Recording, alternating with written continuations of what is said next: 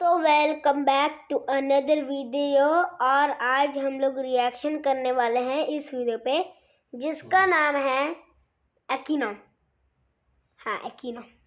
चलो शुरू करते हैं। अगर तुम्हें ओवर थिंकिंग का मतलब नहीं पता तो और बताओ, मौसम कैसे चल रहा है प्लूटो पर? ओवर थिंक करना उससे कहते हैं जब तुम एक नॉर्मल सी बात लो और उसके बारे में सोचो और सोचो और सोचो और सोचो और सोचो और सोचो और सोचो और तब तक सोचते रहो जब तक तुम्हें खुद से नफरत नहीं हो जाती। ऐसा समझो कि ओवर थिंक करना ना एक बच्चे को स्विंग पर से धक्का देने जैसा होता है। तुम उसे धक्का नहीं देना चाहते पर तुम दे देते हो और जब तक तुम्हें रियलाइज होता है कि तुमने क्या कर दिया बहुत देर हो जाती है। इस मेटाफर का तात्पर्य ये है कि मनुष्य को इस बात का ज्ञान होते हुए भी कि ओवर थिंक करने से उसे कुछ प्राप्त नहीं होगा, वह बेबस होकर ओवर थिंक करता ही जाता है और जब तक उसे होश आता है वह अपना कीमती समय खो चुका होता है। हाँ?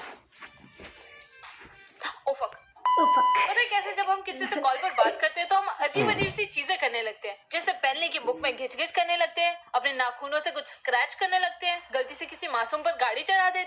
वार्निंग, गाड़ी चलाते समय फोन का इस्तेमाल ना करें, ये चीजें सिर्फ जोक्स में अच्छी लगती है, असल में नहीं। ऐसा ही कुछ तब होता है जब तुम ओवर थिंक करते हो। तुम सोचते सोचते अपने दिमाग में घुस जाते हो और तुम्हारी बॉडी ऑटो पायलट पे चली जाती है। फिर जब तुम अपने दिमाग से बाहर निकलते हो तुम सोचते हो, हाँ मैंने ये सब कब कर दिया, मुझे तो पता ही नहीं चला। क्योंकि जब तुम ओवर थिंक करते हो तुम एकदम गहरी सोच में पड़ जाते हो और तुम्हें कोई आइडिया नहीं होता कि तुम्हारे आसपास क्या चल रहा है। तुम बस अपनी छोटी सी दुनिया में खोए रहते हो। तो एक बार क्या हुआ था ना, मैं ब्रेड लेने गई थी। मैं मॉल में एंटर होने ही वाली थी कि मेरे मन में एक कमाल का पैराडॉक्स आया कि सबसे ग्रेटेस्ट नंबर जो होता है वो इन्फिनिटी होता है और इन्फिनिटी वो नंबर होता है जो कभी एंड नहीं होता। तो अगर हम इन्फिनिटी में 1 ऐड कर दें तो क्या वो इन्फिनिटी से भी बड़ा हो जाएगा? मतलब अगर हम एक तरफ इन्फिनिटी लें और दूसरी तरफ इन्फिनिटी प्लस 1 तो फिर तो ये ज्यादा हुआ, लेकिन अगर ये नंबर इन्फिनिटी से ज्यादा हो गया तो फिर तो ये नंबर इन्फिनिटी हो जाएगा, क्योंकि इन्फिनिटी का तो मतलब ही ग्रेटेस्ट नंबर पॉसिबल होता है। यार this math is not mathing यार। तुम्हें लग रहा होगा ओवर थिंक करने का तरीका थोड़ा कैजुअल है। मेरी बात अभी खत्म नहीं हुई। तो मेरे मन में तो कैलकुलेशंस चल रही थी और मेरा शरीर ग्लिच मार रहा था। तो जब मैं मेरे ख्यालों से बाहर आई मैंने रियलाइज किया कि मैं मॉल के अंदर आ चुकी हूँ। मेरे हाथ में एक चाकू है जो मैंने शायद पिछले आयल्स उठाया है। मैंने ब्रेड ले भी ली है और तब से मैं इस बारबी डॉल के सामने खड़ी हूँ। हाँ, ये कब हुआ? मैं तो अभी अभी बस एंटर ही हो रही थी। क्या मैं टेलीपोर्ट हो गई? ये सब मैंने कब कर लिया? मेरे पास तो कोई मेमोरी ही नहीं है। मुझे लगता है एलियंस होते हैं।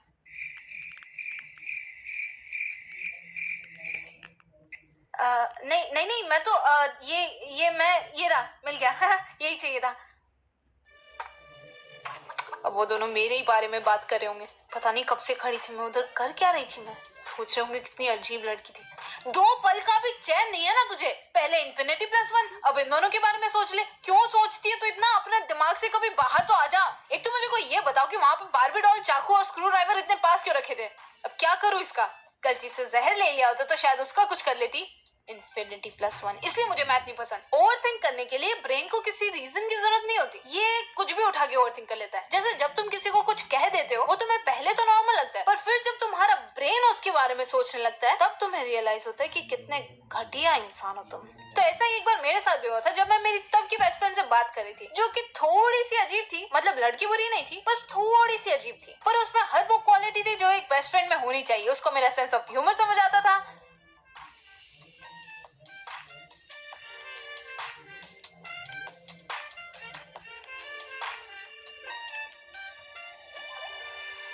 और क्या ही चाहिए होता है एक बेस्ट फ्रेंड में। तो एक दिन ना हमारा ग्रुप प्रेजेंटेशन था, तो उसने good morning everyone I am from group 4 की जगह कह दिया good morning everyone I am group 4। अब तो घर जाने के बाद हम दोनों ऐसे ही चैट कर रहे थे, तो मैंने मजाक में बोल दिया कि तूने तो बहुत अच्छा प्रेजेंट किया ग्रुप 4।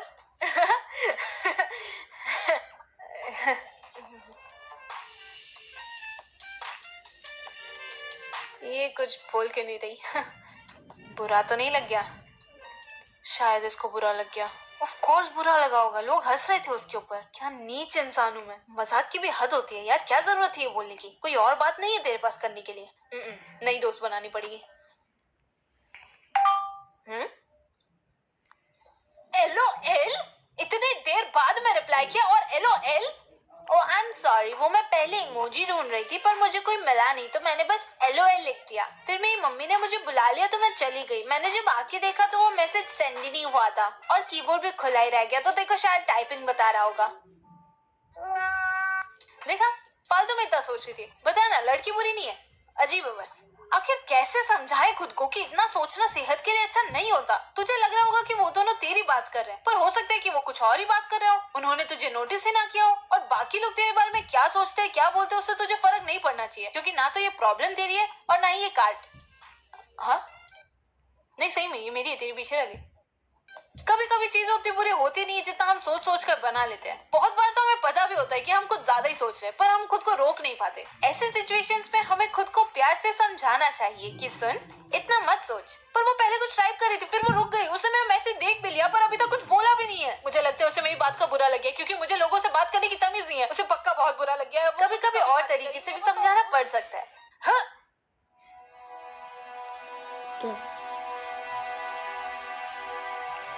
क्या है ये?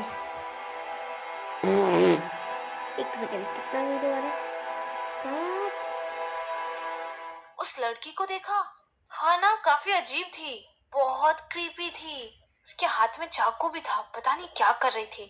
कैसे कैसे लोग आते हैं यहाँ। मुझे पता था तुम लोग मेरे बारे में बात करोगे, पर एटलीस्ट अब मुझे ये पता है कि इन्फिनिटी में 1 ऐड करने के बाद भी वो इन्फिनिटी ही रहता है।